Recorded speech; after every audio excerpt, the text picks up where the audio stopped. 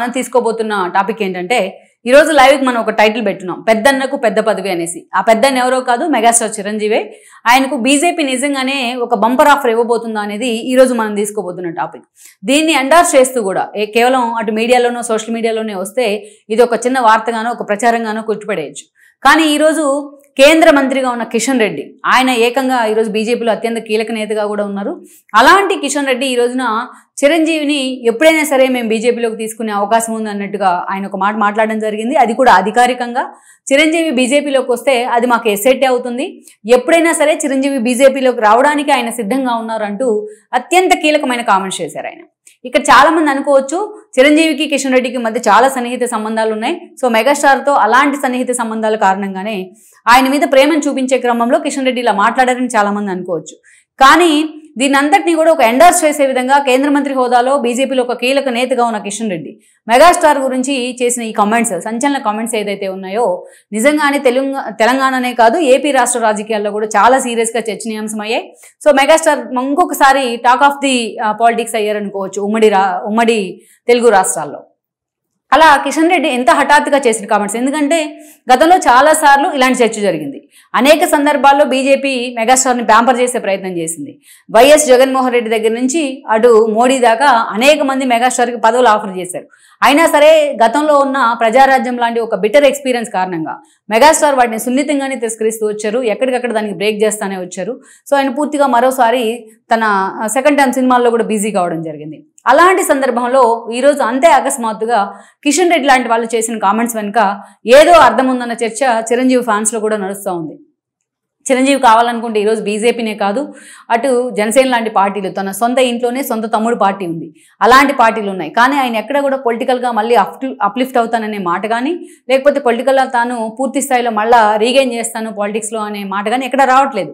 అలాంటి సందర్భంలో కిషన్ రెడ్డి లాంటి వాళ్ళు చేసిన ఈ కామెంట్స్ వెనుక అసలు అర్థం ఏంటి అన్న చర్చ జరుగుతోంది. నిజంగా అలాంటి ఆఫరే ఏదైతే చిరంజీవికి వచ్చినట్లయితే చిరంజీవి ఎంతవరకు కూడా తన సినిమాలను పక్కన పెట్టి అలాంటి ఆఫర్ను అంగీకరించే అవకాశం ఉంది.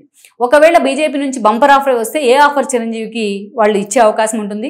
అసలు చిరంజీవి మీద ఆ స్థాయిలో అమిత్ షా కానీ మోడీ కానీ అంతగా ఫోకస్ పెడతానికి అసలు కారణం ఏంటి? నిజంగా ఈ టోటల్ ఎపిసోడ్ వెనుక పవన్ కళ్యాణ్ ఇనిషియేషన్ ఎంత ఉంది? ఈ ఎపిసోడ్స్ అన్నీ కూడా చాలా సీరియస్గా ఒక ఆసక్తికరమైన చర్చను అయితే తెర మీదకి తీసుకొస్తూ ఉన్నాయి. వీటన్నిటికీ కేంద్ర బిందువు ఎవరు అంటే ఈరోజు కిషన్ రెడ్డి. ఇవన్నీ చెప్పుకునే ముందు గతంలో జరిగిన కొన్ని పరిణామాలను కూడా మనం చెప్పుకోవాలి. మెగాస్టార్ అంటేనే కూడా అందరికీ తెలుసు, మెగాస్టార్ అనే ఇమేజ్ ఒక రాత్రికి రాత్రే వచ్చింది కాదు ఆయనకి. ఎలాంటి గాడ్ ఫాదర్ లేకుండా ఇండస్ట్రీలోకి ఎంట్రీ ఇచ్చే ప్రయత్నం చేశారు చిరంజీవి. మనం చూసినట్లయితే డ్యాన్స్లో ఆయన చూపించే ఈజ్ కానీ, ఫైట్లో ఆయన చూపించే గ్రేస్ కానీ, ఏదైతే సుప్రీం హీరో ఇమేజ్ ఆయనకి అంత త్వరగా ఏమీ రాలేదు, అంత ఈజీగా ఏమీ రాలేదు. తన కష్టార్జితమే ఆ సుప్రీం హీరో ఇమేజ్ అనుకోవాలి. ఆ తర్వాత చూసినట్లయితే అల్లూరు రామలింగి ఇంటి అల్లుడు అవడం కానీ, పునాదిరాళ్ళు లాంటి సినిమాలతో తన సినిమాలకు పునాది వేసుకోవడం కానీ, అలా తనకంటూ ఒక ఇండివిజువల్ ఇమేజ్ని ఆయన సెల్ఫ్ ఇమేజ్ని క్రియేట్ చేసుకునే ప్రయత్నం చేయడమే ఆయనకు ఒక మెగాస్టార్ అనే ఇమేజ్ని చాలా తక్కువ సమయంలో తీసుకొచ్చి పెట్టింది. దెన్ అక్కడి నుంచి చూస్తే ఇక వెనుదిరిగి చూసుకోలేదు ఆయన మూవీస్లో కూడా. అల్లూరు రామలింగి ఇంటి అల్లుడన్నా ఆ ఇమేజ్ లాంటివి ఎలాంటివి తన మీద పడకుండా చాలా జాగ్రత్తగా తనకంటూ ఒక బేస్ ఏర్పాటు చేసుకున్నారు ఆయన. అలా సినిమాల్లో వచ్చిన ఇమేజ్ను అటు పొలిటికల్గా కూడా ఫోకస్ పెట్టాలనుకున్నారు. ఆ క్రమంలోనే 2009 ఎన్నికల కంటే ముందు తెర మీదకి వచ్చింది ప్రజారాజ్యం. ప్రజారాజ్యం అంటేనే ఆ రోజు ఒక పెద్ద సంచలనం, పేరులోనే ప్రజలు నింపుకున్న పార్టీ అది. చిరంజీవి బయటకు వస్తే ఒక సంచలనం, చిరంజీవి ఒక డైలాగ్ ఇస్తే సంచలనం ఆ రోజున. అలాంటి ఏదైతే సామాజిక న్యాయం ఎజెండాగా, సమాజంలో మార్పు ఎజెండాగా చిరంజీవి చాలా అత్యున్నత విలువలతో ఆ పార్టీని తెర మీదకి తీసుకొచ్చారు. బట్ తీసుకొచ్చిన తర్వాత చిరంజీవి పూర్తి స్థాయిలో ప్రజల మధ్యన ఉండేందుకు ప్రయత్నం చేశారు. అల్లు అరవింద్ లాంటి వాళ్ళు బ్యాక్ హ్యాండ్ ఉండి ఏదైతే ప్రజారాజ్యానికి సంబంధించిన విధి విధానాలు రూపకల్పన చేసేవాళ్ళు, మిత్రా దగ్గర నుంచి పరకాల లాంటి స్టాల్వార్డ్స్ లాంటి నేతలు ఆ రోజు ప్రజారాజ్యానికి అండగా నిలబడ్డారు. అయితే అప్పుడున్న సందర్భంలో చిరంజీవి చెప్పిన సామాజిక న్యాయం, అప్పుడే యువరాజ్యం అధ్యక్షుడిగా పవన్ కళ్యాణ్ ఉన్నారు, మహిళా రాజ్యం లాంటి వింగ్స్ ఉండేవి, శోభారాన్ లాంటి వాళ్ళు చాలా అప్లిఫ్ట్లో ఉన్నారు ఆ రోజున. ఇలాంటి సందర్భంలో చిరంజీవి చెప్పిన సామాజిక న్యాయం అంత ఈజీగా జనానికి డైజెస్ట్ కాలేదు. అప్పటికే పూర్తి స్థాయిలో కాంగ్రెస్ అధికారంలో ఉండడం, 2004లో ఏర్పాటైంది వైఎస్ రాజశేఖర రెడ్డి ప్రభుత్వం. దెన్ అటు టీడీపీ చూసినట్లయితే ఇటు టీఆర్ఎస్ అటు లెఫ్ట్ పార్టీలను కలుపుకుని మహాకూటమిగా ఏర్పడ్డాం.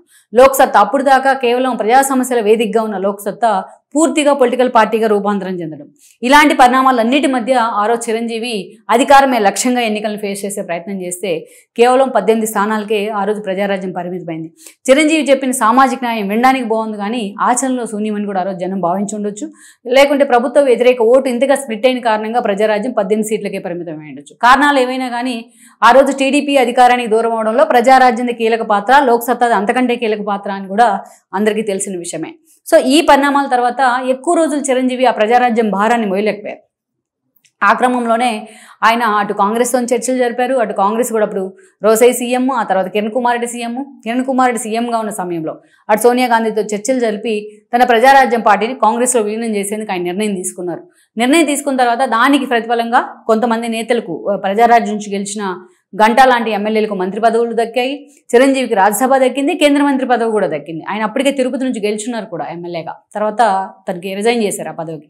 ఇక అనేక రకాలుగా తెలంగాణ అండ్ సమైక్యాంధ్ర ఉద్యమాలు పోటాపోటీగా రావడం కానీ ఈ క్రమంలో చిరంజీవి ఆ రోజు కేంద్ర మంత్రిగా కూడా ఉన్నారు. రాష్ట్రం తరపున హౌస్లో తన వాయిస్ వినిపించే ప్రయత్నం అయితే చేశారు. చాలా రోజుల పాటు కాంగ్రెస్ నేతగానే ఆయన రిప్రజెంట్ చేస్తూ వచ్చారు.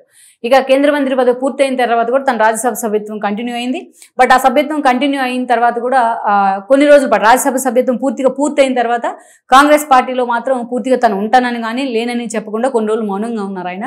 అయితే అలా అని కాంగ్రెస్ సభ్యత్వాన్ని కూడా రెన్యువల్ చేసుకోలేదు. పూర్తిగా తాను రాజకీయాల నుంచి తప్పుకుంటున్నానని ఒక అధికారిక ప్రకటన చేయకుండానే ఆల్మోస్ట్ ఆయన రాజకీయాల నుంచి దూరం అయ్యారు. ఇక 2014 ఎన్నికల కంటే ముందు అత్యంత కీలకమైన పరిణామం ఏంటంటే అదే ఇంటి నుంచి వచ్చిన పవన్ కళ్యాణ్, చిరంజీవికి ఒక క్లోజ్ అసోసియేట్, బ్రదర్ కంటే ఎక్కువ పవన్ కళ్యాణ్. అలాంటి పవన్ కళ్యాణ్ జనసేన పేరుతో తెర మీదకి రావడం జరిగింది. అప్పట్లో పవన్ కళ్యాణ్ మాట్లాడే క్రమంలో ప్రజారాజ్యాన్ని కాంగ్రెస్లో విలీనం చేయడానికి తాను వ్యతిరేకించానంటూ మాట్లాడేవాళ్ళు. ఆ మిగతా విషయాల్లో తన అన్నని ఎంత లైక్ చేస్తానో ఆ ఒక్క విషయంలో డిఫర్ అవుతానంటూ ఓపెన్ స్టేట్మెంట్ కూడా ఇచ్చారు ఆయన. బీజేపీ టీడీపీలతో కలిశారు, అధికారాన్ని పంచుకోకపోయినా పార్టీలు అధికారంలోకి వచ్చాయి. పవన్ కళ్యాణ్ పదవులకు దూరంగా ఉండేరు, ప్రశ్నిస్తూనే ఉంటానని చెప్పారు. And then BJP and then TDP ఆ రోజు పదవులను కూడా పంచుకున్నాయి కేంద్రంలో, రాష్ట్రంలో. దెన్ ఆల్మోస్ట్ ఇక చిరంజీవి మళ్ళీ రీవ్యాంప్ అయ్యే ప్రయత్నం జరిగింది ఆయన ఏదైతే సినిమాల్లో.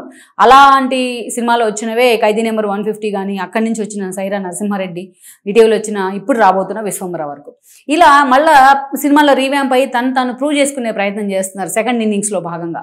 అలా అని రాజకీయాల మీద ఫోకస్ పెట్టిన సందర్భం లేదా అంటే 90% లేదని చెప్పొచ్చు, 10% ఉందని చెప్పొచ్చు. ఎందుకంటే ఎస్పెషల్లీ 2014 నుంచి 19 దాకా చిరంజీవి అంత సీరియస్గా ఇన్వాల్వ్ అయిన సందర్భం అయితే లేదు ఎక్కడ రాజకీయాల్లో. తన తమ్ముడు పార్టీ అనే జనసేనకి అంత సీరియస్గా సపోర్ట్ చేసిన సందర్భం అయితే లేదు. బట్ 19లో జగన్మోహన్ రెడ్డి సీఎం అయిన తర్వాత 1-2 సార్లు ఇండస్ట్రీ ఇష్యూస్ మీద ఆయనతో భేటీ అయ్యారు, అనేక రకాలుగా ఆయనతో మాట్లాడారు. చిరంజీవి ఆయనకి నమస్కారం చేస్తూ అడిగిన వీడియోని కూడా బయటకు రిలీజ్ చేస్తే అది మెగా ఫ్యాన్స్ని కూడా హిట్ చేసింది ఆ రోజున. ఆ తర్వాత అల్లు అరవింద్ లాంటి వాళ్ళు కూడా జగన్తో భేటీ అయ్యారు. చిరంజీవికి అప్పుడు రాజ్యసభ ఆఫర్ ఇచ్చారు జగన్మోహన్ రెడ్డి అనే ప్రచారం కూడా జరిగింది. ఎందుకంటే పవన్ కళ్యాణ్ మీద ఒక డంప్ ఆఫ్ నెగిటివిటీ పోస్తున్న క్రమంలో కాపు సామాజిక వర్గంలో ఎక్కడ తమ మీద నెగిటివిటీ ఇంపాక్ట్ ఉంటుందో అనే క్రమంలో చిరంజీవికి రాజ్యసభను ఆఫర్ చేశారనే చర్చ కూడా వచ్చింది. బట్ చిరంజీవి సున్నితంగా దాన్ని తిరస్కరించారు. దెన్ అప్పటి నుంచి కూడా పూర్తిగా సినిమాల్లోనే బిజీ అయ్యారు. ఇక 2024 ఎన్నికల కంటే ముందు అనేక రకాలుగా పవన్ కళ్యాణ్ వైఎస్ఆర్సీపీ టార్గెట్ చేసే క్రమంలో అనేక సార్లు చిరంజీవి తన మనసులో బాధని వెల్లడించే ప్రయత్నం అయితే చేశారు తనకు అవకాశం దొరికినప్పుడల్లా. అంతేకాదు తన ఇంట్లో వేరొక పార్టీ ఉండగా తాను వేరే పార్టీలోకి వెళ్ళనంటూ కూడా ఆయన మాట్లాడారు. ఆ సందర్భం కూడా వచ్చింది ఆ రోజున. ఎప్పుడైతే అటు వైఎస్ఆర్సీపీ ఆయనకి రాజ్యసభ ఆఫర్ చేసిందనే చర్చ జరిగిందో, ఎట్ ద సేమ్ టైం అటు బీజేపీ కూడా ఆయనకి రాజ్యసభ ఆఫర్ చేసిందనే చర్చ జరిగింది. అల్లూరు సీతారామరాజు విగ్రహావిష్కరణకు మోడీ చిరంజీవిని పిలవడం కానీ, అదే వేదిక మీద చిరంజీవికి అంతే ప్రయారిటీ ఇవ్వడాన్ని కానీ మనం చూసాం. ఇక అంతేకాదు మొన్నటి ఎన్నికల సమయంలో అనేక సందర్భాల్లో అనేక అయోధ్య లాంటి వాటికి ఫ్యామిలీని ఆహ్వానించడం కానీ చిరంజీవి ఫ్యామిలీని.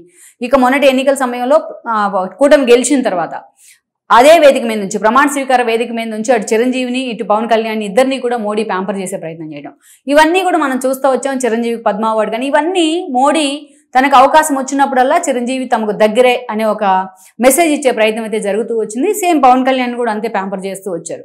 సో ఆ క్రమంలోనే ఎన్నికలకు ముందు కూడా చాలాసార్లు ప్రచారం జరిగింది చిరంజీవికి రాజ్యసభ అని, కేంద్ర మంత్రి అనేసి. కానీ చిరంజీవి దాన్ని ఖండిస్తూనే వచ్చారు. తన తమ్ముడికే తన మద్దతు అంటూ కూడా మొన్నటి ఎన్నికల సమయంలో పవన్ కళ్యాణ్కి కూటమికి కూడా ఆయన మద్దతు ప్రకటించారు. పూర్తిస్థాయి ప్రత్యక్ష ఎన్నికల్లో లేకపోయినా, ప్రత్యక్ష రాజకీయాల్లో లేకపోయినా చిరంజీవి మద్దతు అయితే ఆ రోజు కూటమికి లభించిందని అనుకోవచ్చు. అదే స్థాయిలో ఆయనకి పవన్ కళ్యాణ్ ప్రమాణ స్వీకార వేదిక మీద కూడా చోటు లభించింది. మోడీ వాళ్ళని ఆలింగనం కూడా చేసుకున్నారు. ఇక ఆ తర్వాత సంక్రాంతి సంబరాల దగ్గర నుంచి అనేక సందర్భాల్లో అటు కిషన్ రెడ్డితో కలిసి మోడీతో కలిసి ఆయన ఢిల్లీలో పాల్గొన్నారు. ఏ అవకాశం వచ్చినా చిరంజీవితోని అనేక సార్లు మోడీ చర్చిస్తూ అనేక సందర్భాల్లో పొలిటికల్గా మనం వాళ్ళిద్దరూ కూడా కోరిలేట్ అవ్వడం కూడా మనం చూస్తూ వచ్చాం. సో తనకు అవకాశం వచ్చి మోడీతో మాట్లాడేంత యాక్సెసిబిలిటీ చిరంజీవికి ఉంది, మోడీ పదవి ఆఫర్ చేసేంత యాక్సెసిబిలిటీ ఆయనకు చిరంజీవితో ఉంది. అందుకే చాలాసార్లు చిరంజీవికి సంబంధించిన రాజకీయాలు కానీ ఆయన భవిష్యత్ కార్యాచరణ కానీ చర్చనీయాంశం అవుతోంది. కానీ చిరంజీవి మాత్రం తాను సినిమాల్లో బిజీ అంటూ ఎప్పటికప్పుడు ఆ పొలిటికల్ అప్లిఫ్ట్ అవడాన్ని ఆయన వార్న్ చేస్తూనే వచ్చారు, హోల్డ్లో పెడతానే వచ్చారు. కానీ కిషన్ రెడ్డి లాంటి వాళ్ళు తాజాగా చేసిన కామెంట్స్ చూసినట్లయితే మాత్రం చాలా మందికి ఒక అనుమానం వస్తూ ఉంది. ఎందుకంటే ఈరోజు ఆల్రెడీ పవన్ కళ్యాణ్ డిప్యూటీ సీఎంగా ఉన్నారు. మొన్ననే ఆయన ఇంకో బ్రదర్ అయిన నాగబాబుకి ఎమ్మెల్సీ ఇచ్చారు, త్వరలోనే మంత్రి కాబోతున్నారన్న ప్రచారం ఉంది. సో ఈ క్రమంలోనే ఏపీ నుంచి చిరంజీవి లాంటి వాళ్ళకి ఒక రాజ్యసభ స్థానాన్ని ఇచ్చినట్లయితే బీజేపీ వైపు నుంచి సో పూర్తి స్థాయిలో రాజ్యసభే కాదు, ఆయన అక్కడి నుంచి కేంద్ర మంత్రిగా కూడా పూర్తి స్థాయిలో ప్రమోట్ చేయొచ్చని మోడీ ఆయనకు ఆలోచన చేస్తున్నారు. ఎందుకంటే సదరన్ స్టేట్స్లో ఎస్పెషల్లీ ఏపీ లాంటి స్టేట్ మీద ఫోకస్ పెట్టాలని మోడీ అనుకుంటా ఉన్నారు. ఈరోజు పవన్ కళ్యాణ్ మాటకు ముందు సనాతన ధర్మం అంటే ఆయన మోడీ వాయిసే వినిపిస్తున్నారంటూ కూడా మిగతా ఆయన ప్రత్యర్థులు టార్గెట్ చేస్తూ ఉన్నారు. ప్రతి విషయంలో మోడీకి ఆయన మద్దతుగానే నిలుస్తున్నారు. మోడీ అంతే స్థాయిలో పవన్ కళ్యాణ్కి సపోర్ట్ చేస్తూ ఉన్నారు. అందుకే ఈరోజు మెగా బ్రదర్స్ అంటే ఆ స్థాయిలో మోడీ కూడా ఫోకస్ పెట్టిన పరిస్థితి అయితే ఉంది. మరి ఈరోజు చిరంజీవి లాంటి వాళ్ళకి రాజ్యసభ ఇచ్చి కేంద్ర మంత్రి పదవిని ఆఫర్ చేసినట్లయితే ఆయన కూడా ఇప్పుడున్న పరిస్థితుల్లో దాన్ని అంగీకరించే అవకాశం ఉంటుంది. అవేవి కూడా తన చేసే రాజకీయాలు ఏవి కూడా తన సినిమాలకు ఆటంకం అయ్యే పరిస్థితి అయితే ఉండదు.